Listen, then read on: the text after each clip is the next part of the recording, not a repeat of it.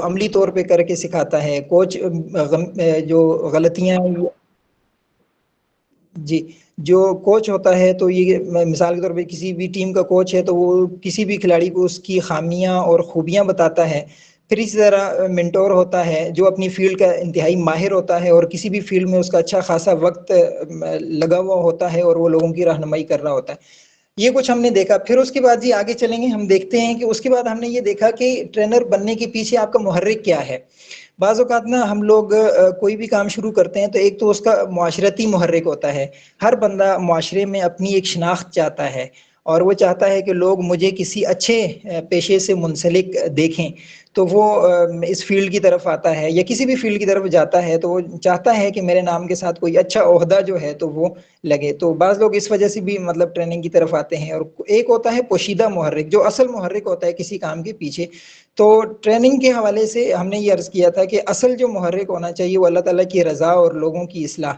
لوگوں کی اصلاح اس وجہ سے کہ یہ بہت عظیم کام ہے. اسی کام کے لیے اللہ تعالیٰ نے تمام انبیاء کرام کو مبعوث فرمایا تاکہ نفوس انسانی کے اخلاق کی تکمیل ہو جائے. رسول اللہ صلی اللہ علیہ وسلم کی بعثت کا مقصد بھی یہی تھا.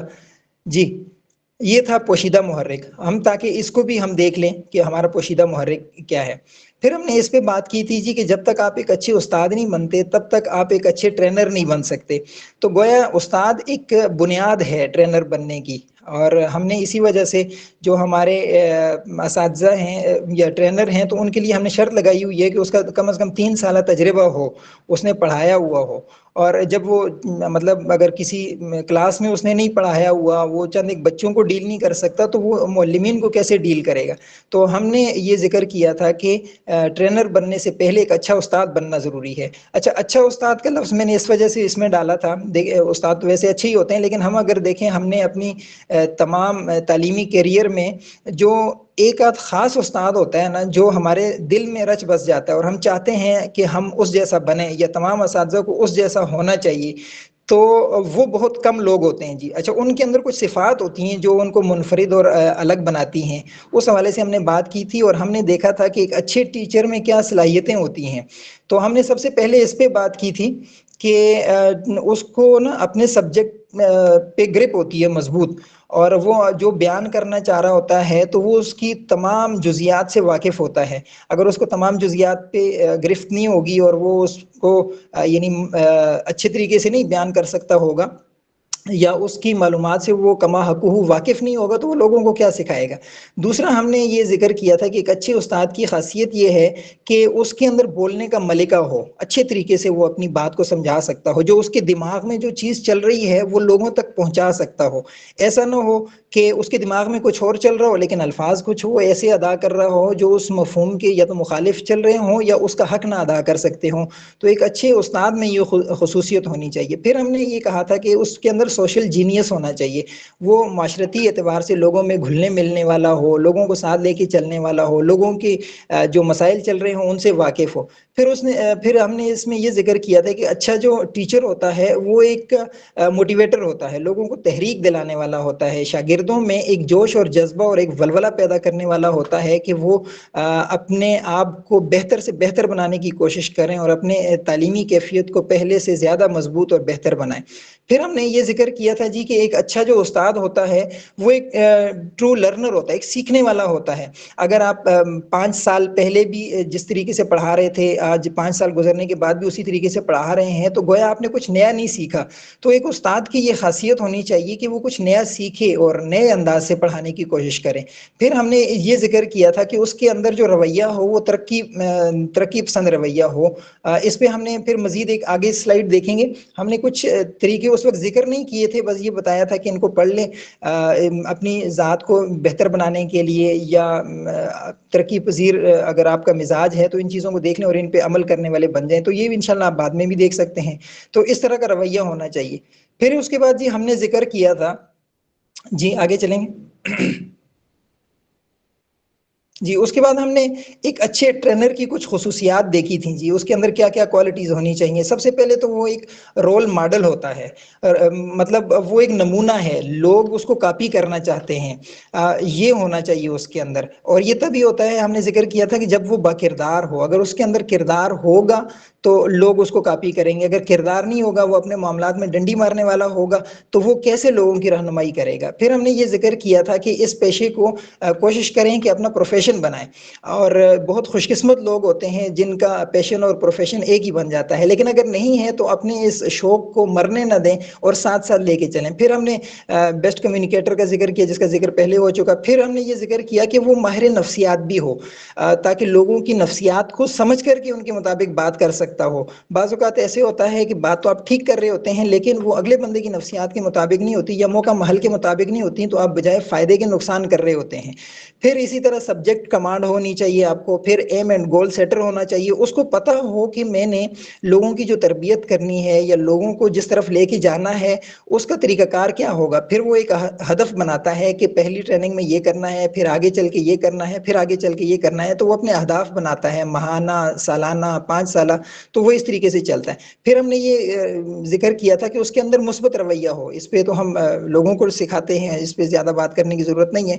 پھر ہم نے اس پہ ذکر کیا تھا کہ وہ بیسٹ موٹیویٹر بھی ہو. پھر وہ اس کی اپنی ذاتی زندگی میں بھی تنظیم ہو، اور وہ اپنے کاموں کو ایک منظم انداز سے کرنے والا ہو. اور پھر اس کے بعد یہ کہ اس کی یہ تمام چیزیں کوئی نتیجہ خیز بھی ہوں. ایسا نہ ہو کہ کوئی اس کا رزلٹ نہیں آ رہا اور وہ وہیں مطلب جو کرنا چاہ رہا ہے اس کا نتیجہ سامنے نہیں آ رہا، تو گویا کہیں نہ کہیں کوئی خامی ہے. تو اس کو ایسا ہونا چاہیے کہ اس کا کام جو ہے وہ اس کو کچھ نہ کچھ نتیجہ بھی دے رہا ہو. جی آگے چلیں گے. ہم نے پھر اس پہ ذکر کیا تھا جی کہ ایک اچھا جو ٹرینر ہوتا ہے تو اس کو کن کن چیزوں کی ضرورت پڑتی ہے یا کیا کیا چیزیں اس کے پاس ہونی چاہیے. سب سے پہلے تو اس کے پاس پیپل بینک ہونا چاہیے، لوگوں کے ساتھ اس کے ہم نے ذکر کیا تھا کہ تعلقات ہوں، بہت سارے لوگوں کے ساتھ اس کے روابط ہوں. کیونکہ یہ لوگ جو ہوتے ہیں نا جی، یہ چلتی پھرتی تقریریں، چلتی پھرتی کہانیاں ہوتی ہیں، یہ اسباق ہوتے ہیں، پوری کی پوری کتابیں ہوتی ہیں. آپ کسی ایک بندے کی پرت کھولیں، اس کا صفحہ کھولیں، آپ کو ایک نئی سے نئی کہانی ملے گی. تو یہ گویا لوگ نہیں پھر رہے ہوتے، یہ ان کی کہانیاں دنیا میں یہ کہانیاں گھوم رہی ہیں، اور ہر ایک کے الگ الگ زندگی میں قصے گھوم رہے ہیں. تو ان سے آپ سیکھیں. پھر ہم نے یہ ذکر کیا تھا جی کہ نالج بینک ہونا چاہیے. اور یہ نالج جو ہے تو یہ کتنی چیزوں سے آتا ہے. ہم نے یہ ذکر کیا تھا کہ کتابوں سے آتا ہے، لوگوں سے آتا ہے، یوٹیوب سے آپ سیکھ سکتے ہیں، فیس بک سے سیکھ سکتے ہیں. پھر ہم نے یہ ذکر کیا تھا جی کہ آپ کے اندر یہ جو چھوٹی چھوٹی عادات ہوتی ہیں، صبح سے شام تک جو چھوٹے چھوٹے آپ اعمال کرتے ہیں، تو جی ہر بندے کی ایک اپنی کہانی ہوتی ہے. جی جی بالکل زبردست. اچھا، تو چھوٹی چھوٹی جو چیزیں ہوتی ہیں ان کو آپ اچھے انداز سے کرنے والے بنیں، چونکہ لوگ آپ کی ہر ایک چیز کو دیکھ رہے ہوتے ہیں اور کاپی کر رہے ہوتے ہیں. پھر اس طرح منٹور بینک آپ کے سیکھنے کے لیے نا ہر فیلڈ کا ایک ماہر بندہ ہونا چاہیے، آپ اس سے سیکھتے رہیں. پھر اس طرح آپ کے پاس آئیڈیاز بینک ہونے چاہیے، نئے نئے خیالات آنے چاہیے. پھر ہم نے یہ ذکر کیا تھا کہ اسکلز بینک ہونے چاہیے. اپنی فیلڈ سے متعلق آپ کو مطلب پریزنٹیشن کیسے بنانی ہے، اس کو پریزنٹ کیسے کرنا ہے، پھر بولنا کیسے ہے، آواز کا اتار چڑھاؤ کیا ہے. تو یہ جو چھوٹی چھوٹی چیزیں ہوتی ہیں یہ آپ نے سیکھنی ہیں. اچھا، ٹائپنگ سپیڈ آپ کی اچھی ہو، کمپیوٹر پہ آپ کو کمانڈ ہو، تو جو چیزیں آپ کو ضرورت آ سکتی ہیں اپنی فیلڈ میں وہ آپ نے ضرور سیکھنی ہے. پھر آپ نے کوئی تجربہ کرنے سے گھبرانا نہیں ہے. تجربہ ظاہر بات ہے، آپ کوئی نیا کام کرنے لگے ہیں تو آپ کی پہلی بار ہے اور آپ یہ کہیں کہ میں پہلی بار ہے تو میں نہیں کر رہا، تو ظاہر بات ہے کوئی نہ کوئی مرتبہ تو پہلی ہونی ہے، تو یہی صحیح. تو آپ تجربہ کرنے سے کبھی نہ گھبرائیں. پھر اس کے بعد یہ ہوتا ہے کہ وہ اپنی ایک اسٹریٹجی بناتا ہے اور اس طریقے سے پھر لے کے کام کو چلتا ہے. پھر یہ ہوتا ہے کہ یہ جو ہم نے یہ ذکر کیا تھا کہ ٹریننگ جو ہوتا ہے نا یہ کل وقتی کام ہوتا ہے. ایسا نہیں ہے کہ آپ 3 بجے سے 5 بجے تک آپ ٹرینر ہیں اور اس کے بعد نہیں ہے، نہیں، بلکہ آپ یہ دن بھر میں ٹرینر ہیں، رات کو سوتے ہوئے بھی ٹرینر ہیں آپ کے. یعنی رات کو سوئے ہوئے بھی ہوں تو آپ کو خیالات اسی سے متعلق آنے چاہیے. اور یہ تب ہوگا جب آپ کو اپنی فیلڈ سے لگاؤ ہوگا اور آپ اس میں پھر نئے نئے خیالات آئیں گے اور آپ کو ترقی ہوگی. پھر ہم نے یہ کہا تھا کہ آپ کو اپنے اوپر یقین بھی ہو. جب تک یقین نہیں ہوگا اپنے کام کو لے کر کے پھر آپ آگے نہیں چل سکتے. پھر اس کے بعد یہ آگے چلیں گے. ہم نے اس میں یہ ذکر کیا تھا کہ آپ کے اندر جو سب سے بیسٹ چیز ہے وہ یہ ہے کہ سیکھنے کی بھوک اور سکھانے کا نشہ ہو. جب تک آپ کچھ نیا سیکھنے کی آپ کے اندر بھوک کی حد تک آپ کے اندر وہ طلب نہیں ہوگی اور سکھانے کا نشہ نہیں ہوگا تو آپ آگے نہیں جا سکتے۔ اور پھر یہ ہم نے ذکر کیا تھا کہ سب کے ساتھ ضروری کیا ہے؟ عمل کا بوجھ، یعنی جب تک یہ جو چیزیں آپ لوگوں کو سکھانا چاہتے ہیں تو یہ آپ کی اپنی زندگی میں ہونی چاہیے۔ اگر اپنی زندگی میں نہیں ہے تو یہ پھر الفاظ ہی ہیں یا لفاظی ہے، تو یہ یعنی لوگوں کے لیے بھلے کی چیز نہیں ہے۔ آج یہاں سے ہم نئی کلاس کا یعنی آغاز کرتے ہیں جی۔ یہ یہاں تک جو تھا یہ پچھلی کلاس کا خلاصہ تھا جی۔ اچھا، یہاں پہ اب میں یہ عرض کروں گا کہ یہاں پہ بہت ساری چیزیں تھیں اور میرا یہ خیال تھا کہ ہم اس کو نا انشاءاللہ العزیز اسی کلاس میں ختم کریں گے۔ چیزیں تو بہت ساری تھیں اور بہت ساری جگہوں سے آپ کو مل جائیں گی اور یہاں پہ بھی لانی چاہیے تھی، تو مجھے اس کا نا کوئی خاص طریقہ ذہن میں نہیں آ رہا تھا، تو پھر یہ طریقہ میں نے اختیار کیا اور اس طریقے کو لے کے انشاءاللہ آگے چلیں گے۔ اچھا، اس میں پھر بہت ساری جو چیزیں ہم نے ذکر کی تھیں جو ذکر کرنی ہیں، تو ان کو ان دو جو نکات میں نے لکھے ہیں، یہ ذہنی طور پر اور ظاہری طور پر، تو اس کے اندر سمونے کی کوشش کی ہے۔ تو اس میں یہ ہے کہ جی ایک ٹرینر کے لیے ضروری ہے کہ وہ بااعتماد ہو۔ اچھا، یہ اعتماد دو چیزوں سے آتا ہے جی، یہ اندرونی طور پہ بھی ہونا چاہیے اور بیرونی طور پر بھی ہونا چاہیے۔ اچھا، اندرونی طور پر یہ اعتماد کیسے آئے گا؟ وہ آئے گا جب آپ کے اندر علمی پختگی ہوگی۔ اور ظاہری طور پر اعتماد کیسے آئے گا؟ وہ آئے گا آپ کی ظاہری شکل و صورت سے، آپ کے لباس سے، آپ کے ہیئر سٹائل سے، یا آپ نے سر سے پاؤں تک جو بھی پہنا ہوا ہے اس سے۔ تو ہم آج انشاءاللہ ان چیزوں پہ بحث کریں گے جی۔ اچھا، علمی پختگی کے لیے نا مطالعے کا ضرور معمول بنائیں۔ اگر آپ ایک اچھا ٹرینر بننا چاہتے ہیں تو آپ کو مطالعے کا ضرور بالضرور جو ہے تو وہ اہتمام کرنا چاہیے۔ اس حوالے سے میں یہ عرض کروں گا جی، ہمارا آج کل نا کتاب سے رشتہ ٹوٹ گیا ہے، اس کو ہم نے پھر سے بحال کرنا ہے جی۔ آج کل آپ نے دیکھا ہوگا کہ سب لوگوں کا جو علم کا جو سورس ہے نا وہ موبائل ہے، سوشل میڈیا، جو یوٹیوب پہ آ گیا، جو فیس بک پہ انہوں نے پڑھ لیا، تو یہی لوگوں کے یعنی یہ جو یہاں سے جو معلومات الٹی سیدھی صحیح غلط جو بھی ملتی ہیں، تو ہم یہ سمجھتے ہیں کہ ہمارے پاس علم آ گیا ہے۔ نہیں، حقیقی علم آپ کو کتابوں سے ملتا ہے، اور کتابیں بھی آپ مستند کتابیں جو بنیاد کی حیثیت رکھتی ہوں، جہاں پہ مستند چیزیں لکھی ہوئی ہوں، تو ان کا مطالعہ ضرور کریں۔ اچھا، یہ میں کہتا ہوں کہ بہت بنیادی چیز ہے جی اس حوالے سے۔ اچھا، آپ لوگ دیکھیں بہت عظیم کام کر رہے ہیں، یہ جو ٹرینر حضرات ہوتے ہیں، میں نے شروع میں ذکر کیا کہ بہت عظیم کام ہے یہ آپ حضرات جو ہیں تو یہ نفوس انسانی کی اخلاق کو تربیت کی یعنی کوشش کر رہے ہیں اور اس کے لیے کوشاں ہیں، تو یہ بہت عظیم کام ہے، اور یہ تمام انبیاء اکرام کا، صوفیاء اعظام کا اور بزرگان دین کا یہی وظیفہ تھا۔ یہ بہت فضیلت والا کام ہے۔ تو ضروری یہ ہے کہ اگر آپ یہ کام کرنے لگے ہیں اور اس فیلڈ میں آ گئے ہیں تو آپ مکمل تیاری کے ساتھ یہ کام کریں۔ ایسا نہ ہو کہ آپ کوئی بات کریں اور وہ محض آپ نے کسی ایسی جگہ سے سنی ہوئی ہو جو مستند نہ ہو، وہ غلط معلومات پر مبنی ہو، تو پھر لوگ نا آپ کو شک کی نگاہ سے دیکھتے ہیں۔ اور ایک دفعہ اگر ان کا جی آج کل بدقسمتی سے، اچھا یہ اے آئی کا بھی ایک میں آپ کو ایک بات عرض کروں کہ پچھلے دنوں یہاں پہ ایک استاد نے ہمارے سامنے بیٹھے ہوئے، اس نے کہا کہ کوئی عنوان بتایا اور کہا کہ اس پہ مجھے ایک حدیث چاہیے، تو اے آئی نے ایک مصنوعی حدیث گھڑ کے بتا دی جو شاید کسی کتاب میں نہ ہو، اور آگے حوالہ اپنی طرف سے دے دیا۔ تو یہ چیز ہے، لکھنے والے وہاں پہ بہت کچھ لکھ جاتے ہیں، اب گوگل پہ آپ کو ہر طرح کی چیز ملے گی، تو آپ کو کیا چیز چاہیے اور آپ کے کام سے کیا چیز متعلق ہے، تو اس کے لیے آپ کو حقیقی کتابوں کی طرف جانا ہوگا اور کتابوں سے اپنا رشتہ جوڑنا ہوگا۔ اس حوالے سے ہم نے چند ایک چیزیں لکھی ہیں جی۔ سب سے پہلی بات یہ ہے کہ آپ کا جو مطالعہ ہو وہ بامقصد ہو اور اپنی فیلڈ سے متعلق ہو۔ دیکھیں، ہر چھپا ہوا جو مواد ہوتا ہے وہ پڑھنے کے قابل نہیں ہوتا۔ آپ یہ سمجھیں کہ ہر چیز جو کمپوز شدہ میرے ہاتھ میں آ گئی ہے تو میں اس کو پڑھ لوں گا تو گویا میں مطالعہ کر رہا ہوں، نہیں، ایسا نہیں ہوتا۔ آپ کو جو چیز ضرورت ہے وہ چیز آپ کسی مستند بندے کی اس حوالے سے کتاب یہ دیکھیں کہ کس بندے نے کون سی مستند کتاب لکھی ہے اور لوگ کس کو کاپی کرتے ہیں، کس کو پڑھتے ہیں، آپ وہ کتاب لیں اور اپنی فیلڈ سے متعلق پڑھیں، یعنی آپ کو وہ کام بھی آ سکتا ہو، اور یہی علم نافع ہوتا ہے۔ آپ محض کچھ بھی چھپا ہوا ہے آپ پڑھ رہے ہیں، اخبار ملی ہے تو وہ شروع کر دی آپ نے، روزمرہ کی جو فلاں جگہ پہ کتے نے کسی کو کاٹ لیا ہے وہ بھی خبر آپ پڑھ رہے ہیں، کسی جگہ کوئی کسی کو بھگا کے لے گیا ہے تو وہ بھی آپ پڑھ رہے ہیں، تو یہ مطالعہ نہ ہوا۔ آپ اپنی فیلڈ سے متعلق مستند اور بمقصد مطالعہ کریں۔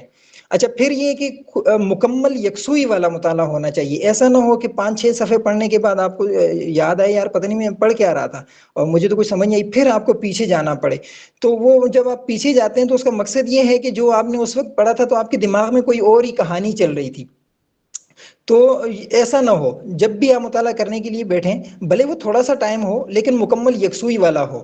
اور پھر ہم نے یہ لکھا ہے کہ خالی الذہن ہو کر پڑھیں، ذہن آپ کا کہیں اور اٹکا ہوا ہے اور ذہن میں کچھ اور کہانیاں چل رہی ہیں اور آپ کتاب کھول کے بیٹھے ہوئے ہیں، تو ایسا نہ کریں، بالکل خالی الذہن ہو کے پڑھیں۔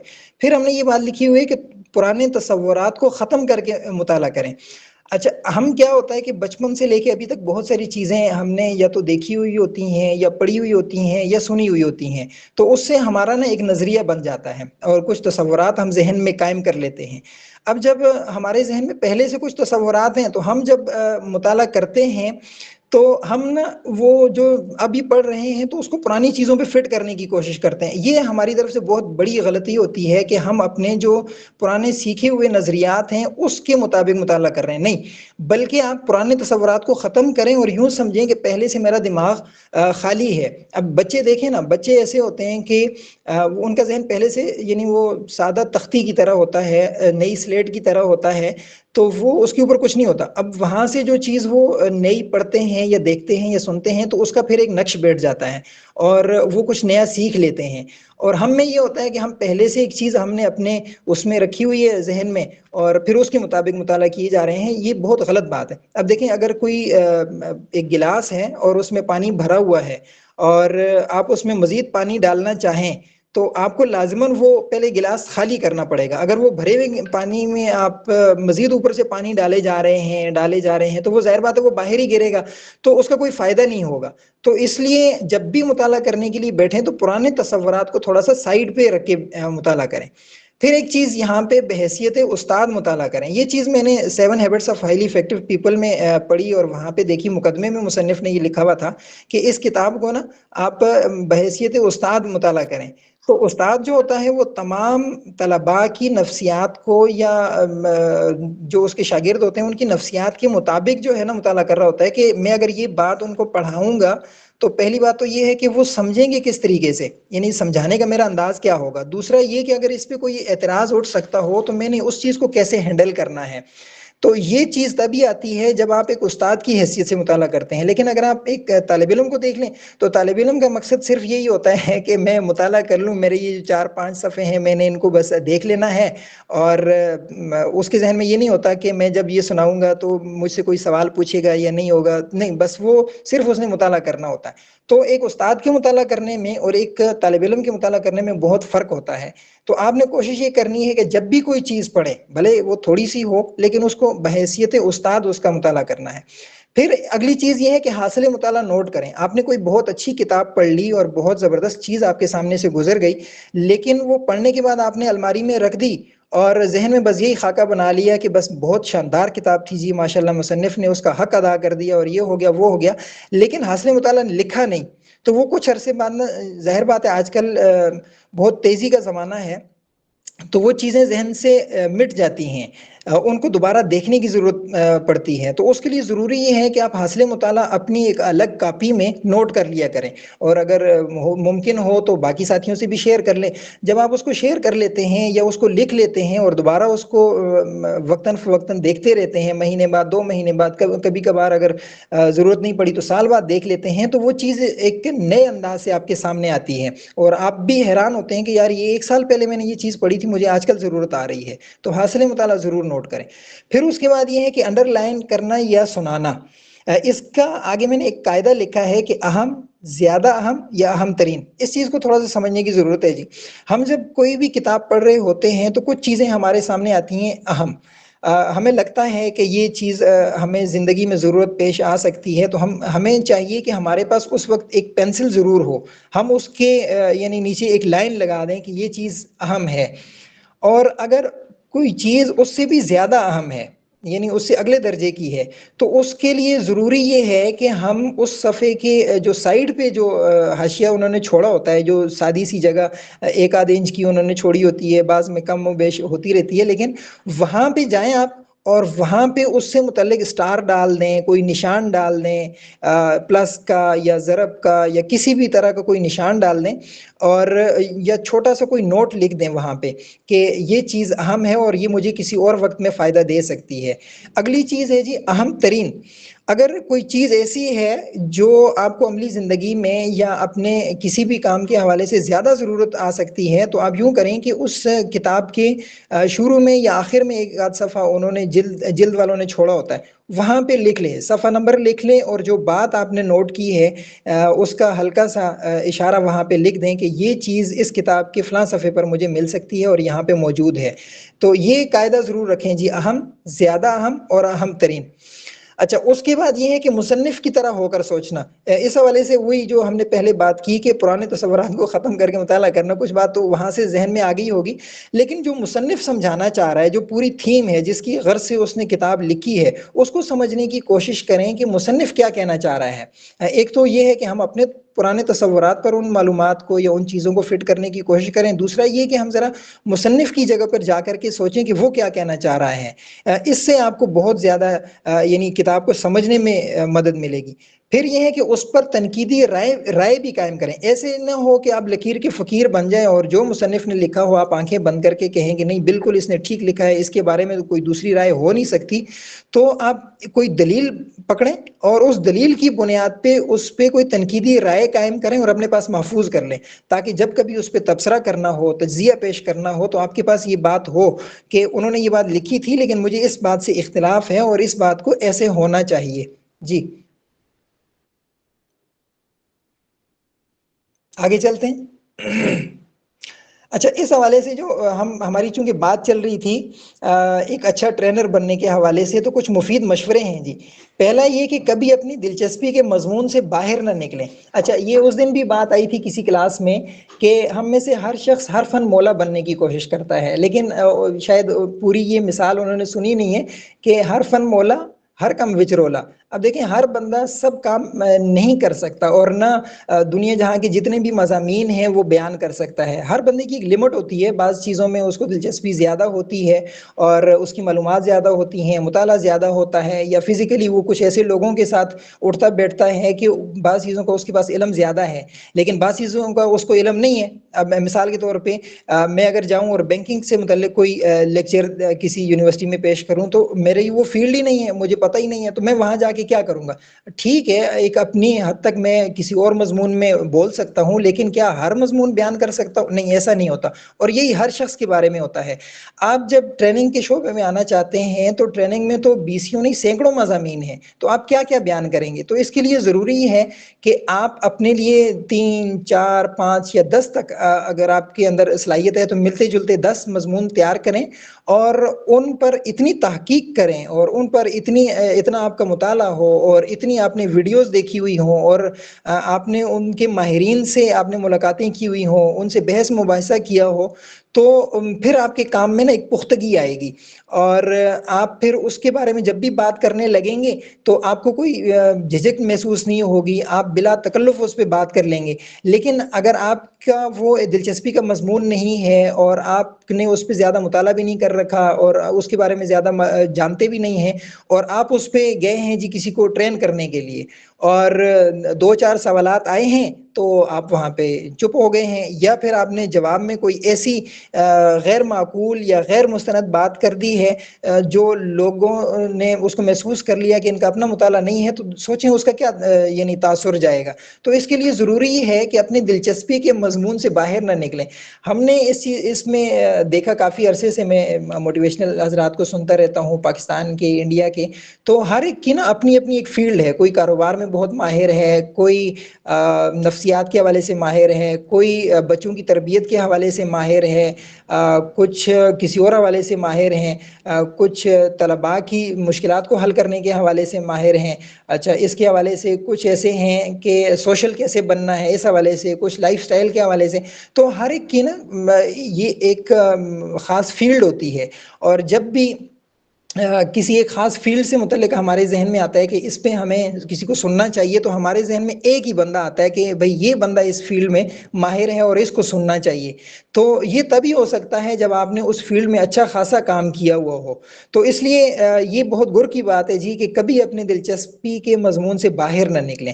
دوسرا یہ کہ ہمیشہ مستند بات کریں، کبھی بھی آپ کی بات جو ہے نا وہ سنی سنائی نہ ہو، غیر مستند نہ ہو، سوشل میڈیا سے اٹھا کے کوئی پوسٹ آپ نے وہاں پہ لگا دی اور آپ نے اس پہ لیکچر دے دیا اور بعد میں پتہ چلے کہ یہ تو بات ہی ٹھیک نہیں تھی، تو یہ نہیں ہونا چاہیے آپ کے مواد میں۔ پھر یہ ہے کہ ہمیشہ اپنا مواد خود تیار کریں۔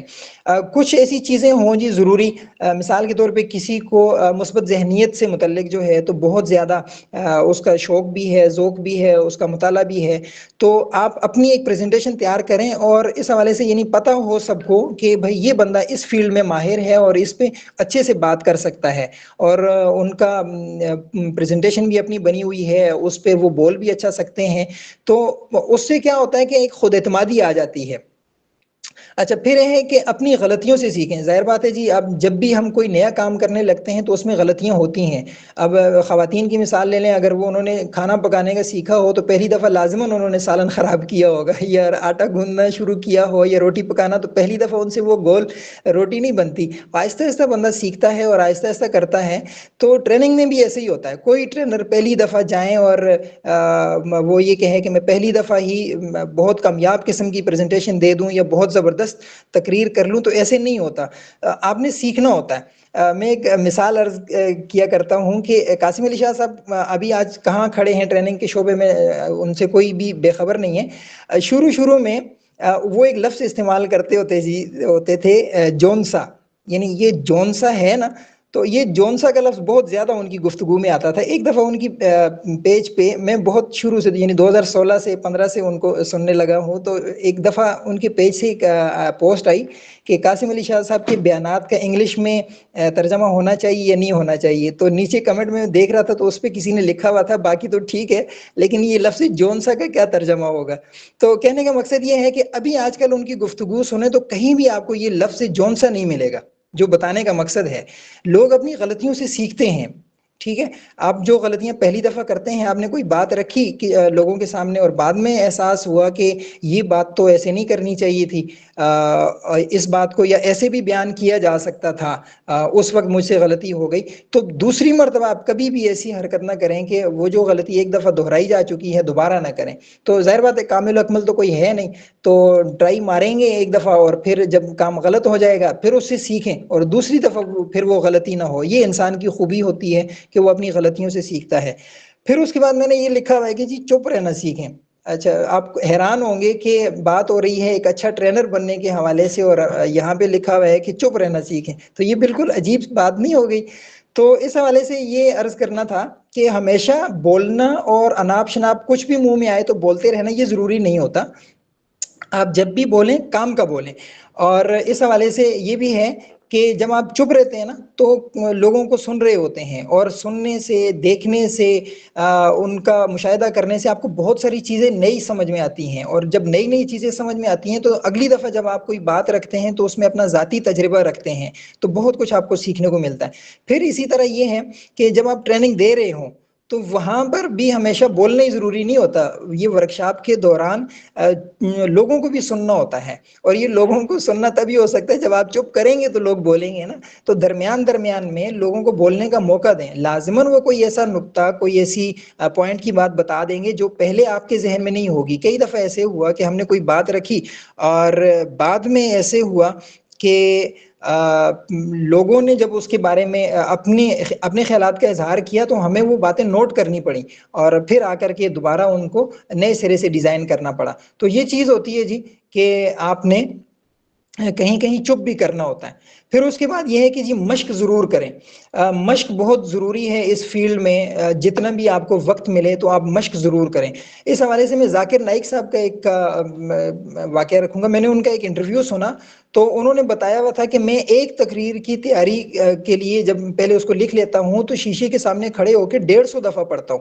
میں حیران ہوا کہ یہ 150 دفعہ کیوں پڑھتے ہیں. مثال کے طور پہ ان کو کیا ضرورت ہے؟ ان کا تو ایک مقام ہے، اور ایک مطلب جب بھی ذاکر نائی صاحب کا نام لیا جاتا ہے تو ہمیں سمجھ آتی ہے کہ ایک بندہ اپنی فیلڈ میں ماہر ہے اور بہت آگے کی چیز ہے. لیکن وہ اب بھی سیکھتے ہیں، اور اب بھی اگر انہوں نے وہ کرنا ہوتا ہے تو وہ 150 دفعہ اگر کوئی تقریر پڑھ کے جا رہے ہیں تو ہمیں خود سوچنا چاہیے کہ ہم کتنا اس کی مشق کر کے جاتے ہیں. تو مشق بہت ضروری ہے. ہم نے بڑے بڑے حضرات کو دیکھا پاکستان میں، پیر ذوالفقار نقشبندی صاحب کے نام سے کون نہ واقف ہوگا، لیکن وہ بھی اپنی تقریر پوری کی پوری من و عن لکھ کے لاتے ہیں، اور کبھی بھی اس سے ایک لفظ آگے پیچھے نہیں جاتے. میں نے خود ان کا یعنی پہلی صف میں بیٹھ کے بیان سنا ایک دفعہ، تو میں نے دیکھا ان کی پوری تقریر جو تھی وہ لفظ بہ لفظ لکھی ہوئی تھی، اور وہ ایسے ہی بیان کرتے تھے.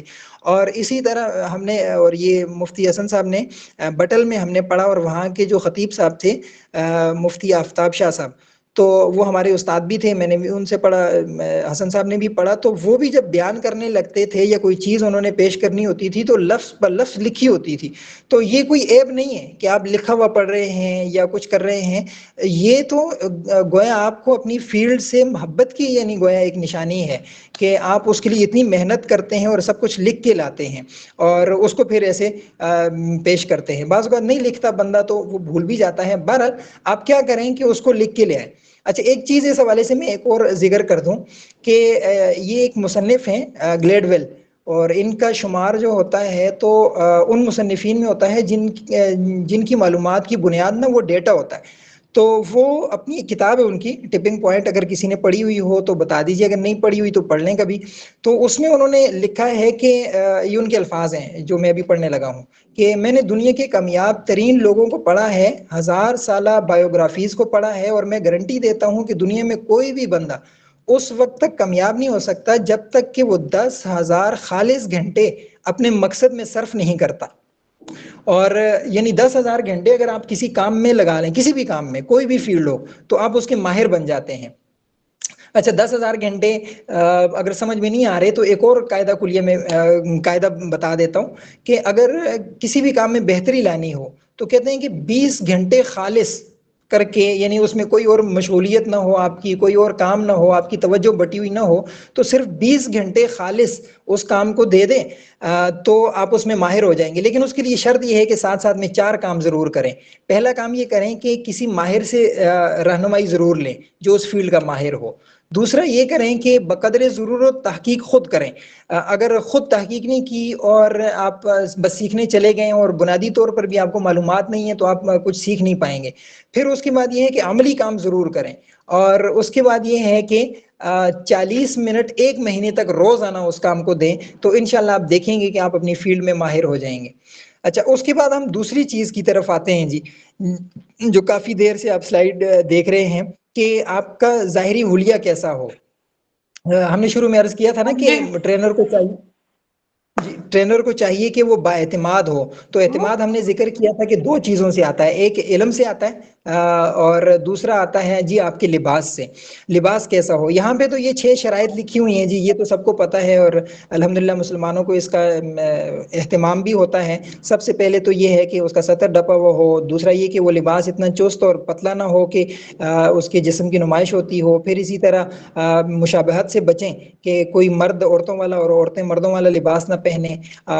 اس کے بعد یہ ہے کہ اس میں بہت زیادہ اسراف نہ کیا جائے اور تکبر اور فخر اور غرور کے لیے نہ پہنا جائے. جس طرح حدیث میں بھی اس کی بہت سخت ممانعت ہے، جو تکبر کے لیے مطلب لباس پہنے گا تو اس کو قیامت والے دن ذلت والا لباس پہنایا جائے گا.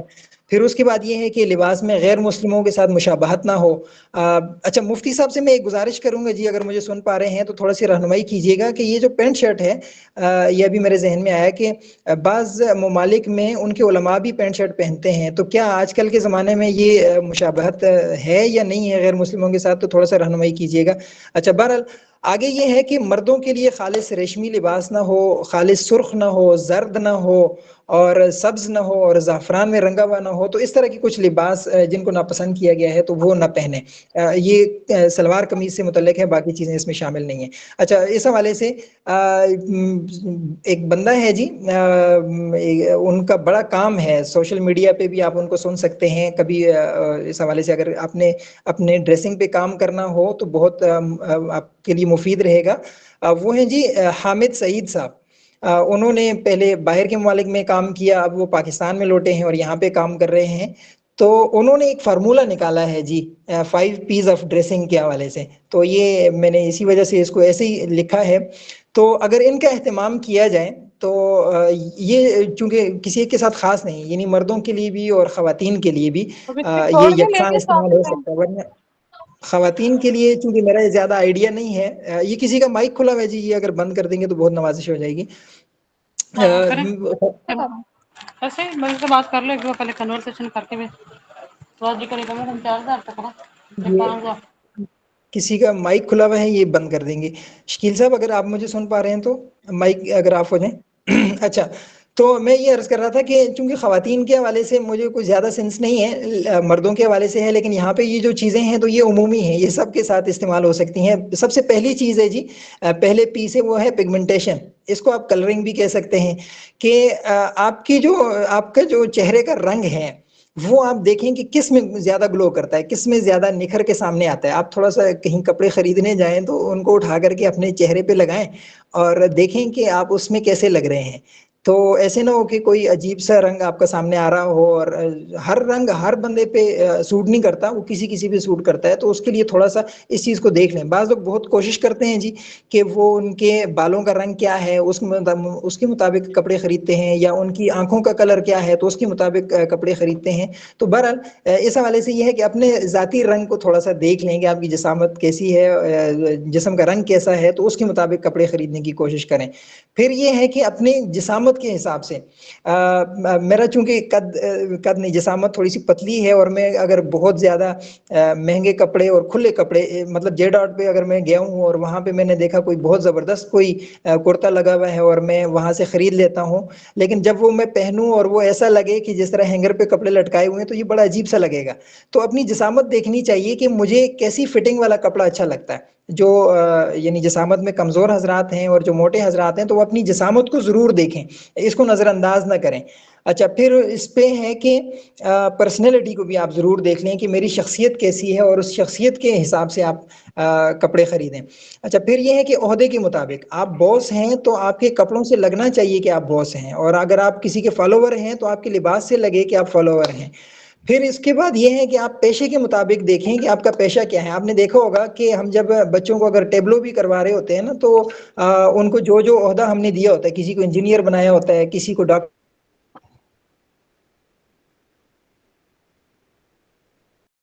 بنایا ہوتا ہے، کسی کو ہم نے مزدور بنایا ہوتا ہے، تو ہر ایک کو لباس وہی والا پہناتے ہیں. ایسا نہیں ہوتا کہ ہم سب کو لباس ایک طرح کا پہنا دیں اور ان کے چہرے پہ لکھ دیں یا ایک کاغذ لٹکا دیں ان کے ساتھ کہ یہ ڈاکٹر ہے اور یہ تاجر ہے اور یہ کسان ہے اور یہ مزدور ہے اور یہ انجینئر ہے. تو ایسا نہیں ہوتا، ہر ایک کا اپنا ایک لباس ہوتا ہے. تو آپ جب ٹرینر بننے جا رہے ہیں تو آپ دیکھیں کہ باقی ٹرینر لباس کیسا پہنتے ہیں.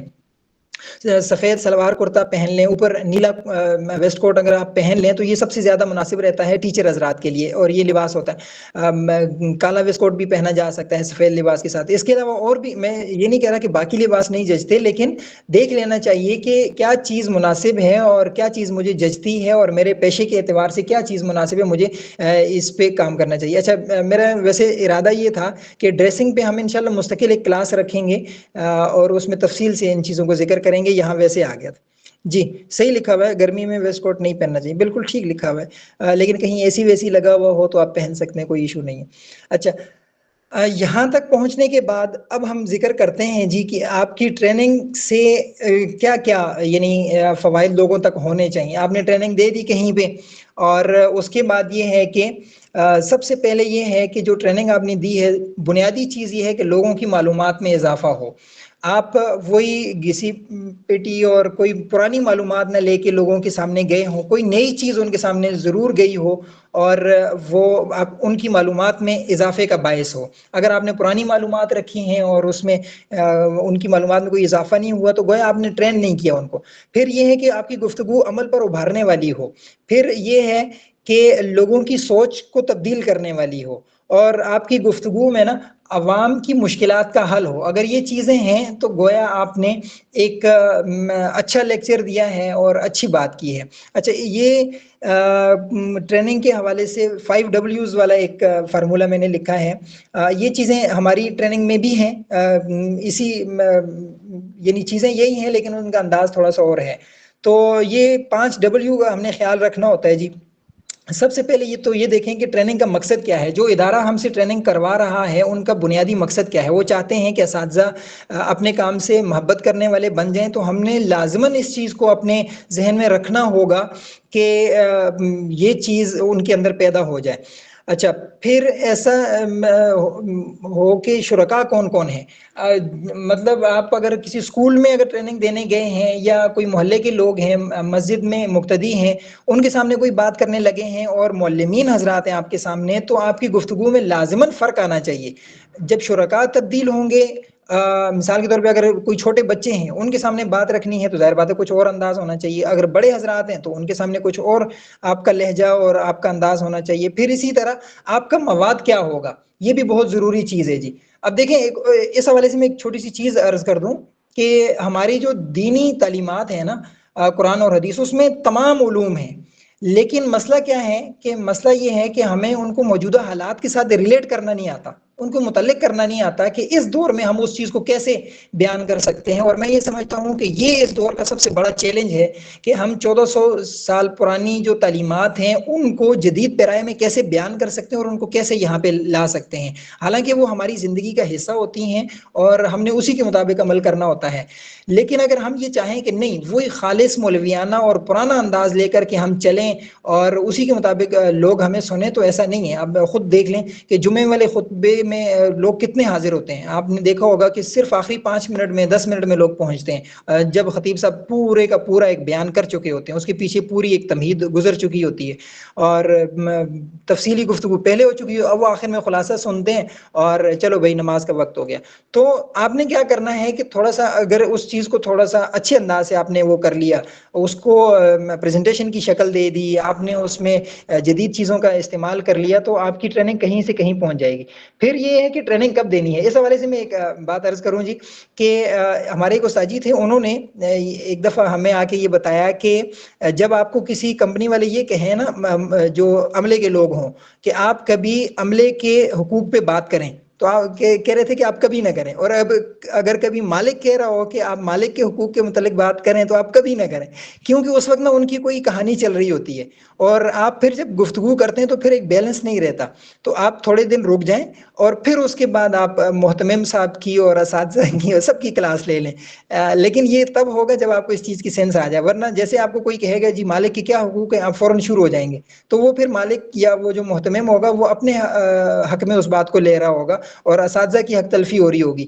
تو اس چیز کا بیلنس رکھنا ہے، اور یہ ایک ٹریننگ کی خاصیت ہوتی ہے کہ وہ اپنے مواد کو کیسے استعمال کرتا ہے اور کیسے وہاں پہ پیش کرتا ہے۔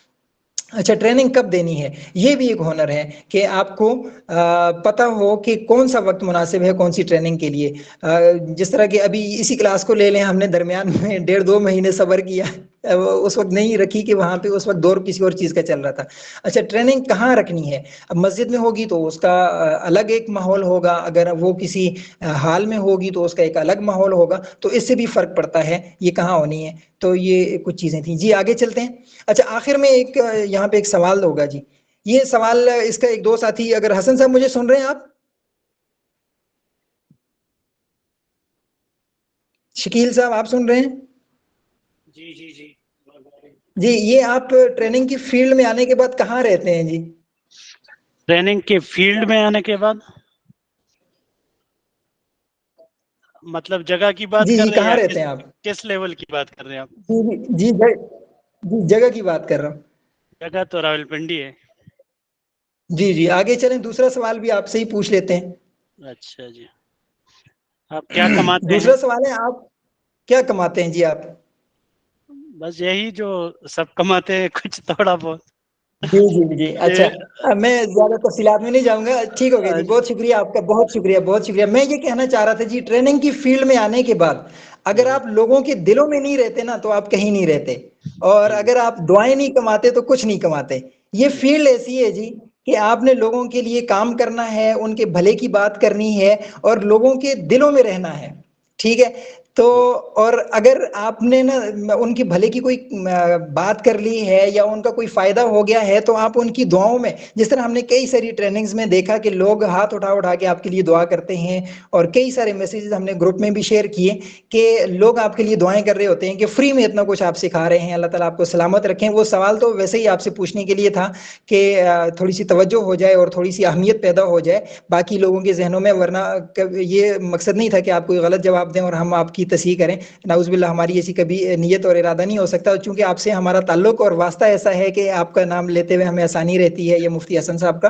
تو ٹریننگ سے آپ کوشش یہ کریں کہ لوگوں کے دلوں میں رہیں اور لوگوں کی دعاؤں میں رہیں اور دعائیں کمائیں آپ. اچھا، یہ دعائیں کیسے کمائی جاتی ہیں جی؟ یہ آخری سلائیڈز ہیں جی، میرے خیال سے کہیں اذان کا وقت بھی ہو گیا ہوگا تو ایک دو سلائیڈ ہی ہوں گی. بہرحال بطور ٹرینر عزت کیسے کمائیں؟ اب دیکھیں جی، وَلِلَّهِ الْعِزَّةُ وَلِرَسُولِهِ وَلِلْمُؤْمِنِينَ، عزت تو ہے ہی اللہ کے لیے ہے اور اس کے رسول کے لیے ہے اور مومنین کے لیے ہے. قطع نظر اس کی شان نزول اور باقی چیزوں سے، اصل میں جی عزت ہے ہی مومنین کے لیے ہے. اگر وہ دل سے مومن ہو، اگر وہ اپنے اعمال سے مومن ہو، اگر وہ نیک کام کرنے والے ہوں گے تو اللہ تعالیٰ ان کو لازماً عزت دیں گے. کسی منافق بندے کو عزت نہیں مل سکتی جی. تو اپنے اعمال میں آپ خالص ہو کر اللہ تعالیٰ کی عبادت کرنے والے بن جائیں تو یہاں سے آپ کو عزت ملے گی. دوسرا یہ کہ وہ حدیث میں آتا ہے نا جی، تھوڑی سی میری بھی اصلاح کر دیجیے گا، کہ اگر کسی کے دل میں محبت پیدا کرنی ہو تو وہ اس کو اچھے نام سے پکاریں، اس کے لیے مجلس میں جگہ چھوڑ دیں. اور تیسری ایک اور چیز بھی تھی جو میرے ابھی ذہن سے نکل رہی ہے، کوئی ساتھی اگر وہ اضافہ فرما دیں تو میں ان کا مشکور رہوں گا. تیسرا یہ کہ خود کو بھی عزت دیں. ہم لوگ نا خود کو عزت نہیں دیتے. اس حوالے سے ایک حدیث تھی کہ رسول اللہ صلی اللہ علیہ وسلم نے فرمایا نا کہ جو لباس تم پہنتے ہو اسے صاف ستھرا رکھو اور اپنی سواریوں کی دیکھ بھال کیا کرو، اور تمہاری ظاہری شکل و صورت ایسی صاف ستھری ہو کہ جب لوگوں میں جاؤ تو وہ تمہاری عزت کریں. یہ جامع صغیر کی روایت میں نے پیش کی ہے جی، صفحہ نمبر 22 حدیث نمبر 257. تو یہ کل ہی میرے پاس آئی تھی تو میں نے کہا کہ اس کو ضرور میں شامل کروں گا. تو اپنے آپ کو عزت دیں. جب تک آپ اپنے آپ کو عزت نہیں دیں گے دوسرے آپ کو کبھی عزت نہیں دیں گے. یہ بات سمجھنے کی ہے جی.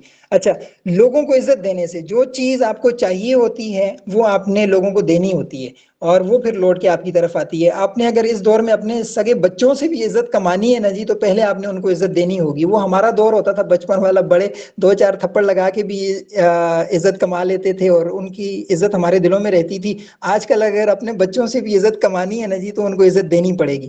اچھا، اس کے بعد یہ ہے کہ درجن 11 والے اصول پر چلے جائیں.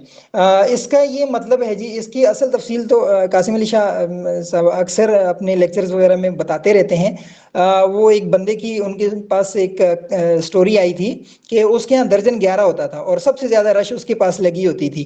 تو وہ 12 کے بجائے 13 چیزیں جو تھی نا وہ دیا کرتا تھا. سوری، درجن 11 نہیں ہے، درجن 13 ہے جی، یہ غلط لکھا گیا ہے. درجن 13 پہ چلے جائیں تو یعنی جتنا کسی کا حق بنتا ہے اس سے زیادہ اس کو لوٹا دیں اور اس سے زیادہ اس کو دے دیں. تو اس پہ چلے جائیں آپ. اگر یہ درجن 11 ہے تو یہ تو الٹا نقصان والی بات ہو جائے گی. جس کا کوئی حق ہے اور آپ اس سے کم دے رہے ہیں تو یہ غلطی ہے، اس کو انشاءاللہ میں بعد میں ٹھیک کر لوں گا. اچھا، آپ نے کہیں بھی کوئی غلطی کر لی ہے معاشرے میں یا ٹریننگ دیتے ہوئے تو پرخلوص معافی مانگیں. اس سے آپ چھوٹے نہیں ہوں گے بلکہ بڑے بن جائیں. ایک مولوی صاحب کا میں نے بیان سنا جی، اور انہوں نے، یہ میں نے پہلے بھی ایک دفعہ اس کا تذکرہ کیا تھا کہ انہوں نے اپنے کسی چلے کا ذکر کیا کہ میرا ایک چلہ لگا تھا 1995 میں اور اس وقت یہ بات ہوئی تھی. تو اگلے دن عصر کی نماز کے بعد انہوں نے سب کو جمع کیا اور چونکہ وہ اعتکاف کے دن چل رہے تھے تو اگلے دن والے حاضرین سب موجود تھے. تو انہوں نے یہ بات بتائی کہ میں اپنے پرانے لیکچر کو یا پرانے جو بیان ہوتا ہے اس کو میں ضرور سنتا ہوں. تو کل میں نے سنا تو وہ مجھے 95 والے چلے کی بات کی تھی تو وہ غلط تھی. وہ 95 کا نہیں تھا، گویا 98 کا تھا. صرف سن کی تبدیلی تھی، باقی وہی تھی. تو یہ چیز ہوتی ہے ایک ٹرینر کے لیے، اگر کہیں پہ آپ سے کوئی غلطی ہو گئی ہے تو اس کی پرخلوص معافی مانگیں کہ یہ مجھ سے غلطی ہو گئی ہے. اس سے آپ کی کبھی بھی عزت کم نہیں ہوگی، بلکہ عزت پہلے سے زیادہ ہو جائے گی. پھر یہ ہے کہ لوگوں کو غور سے سنیں، اس پہ بات ہو چکی. مثبت رویہ رکھیں، یہ ٹرینر کے لیے بہت ضروری ہے. اس پہ بھی ہماری ٹریننگز میں اکثر بات ہوتی رہتی ہے. لوگوں کو اہمیت دینا سیکھیں. آپ یہ سمجھیں کہ میں کچھ بن گیا ہوں اور میں ہی سب کچھ ہوں اور لوگ کچھ بھی نہیں ہیں، تو یہ رویہ ٹھیک نہیں ہے. لوگوں کو اہمیت دینا، اور پھر اپنے چھوٹے چھوٹے وعدے اپنے گھر والوں سے کیے ہوئے ہیں، بچوں سے کیے ہوئے ہیں، یا اپنے کسی اور ساتھی سے کیے ہوئے ہیں، تو یہ چھوٹے چھوٹے وعدوں کا بہت زیادہ خیال رکھیں. آپ لوگوں کی سماعتوں کا بہت زیادہ شکریہ، بہت زیادہ نوازش. جزاک اللہ جی. السلام علیکم ورحمۃ اللہ وبرکاتہ.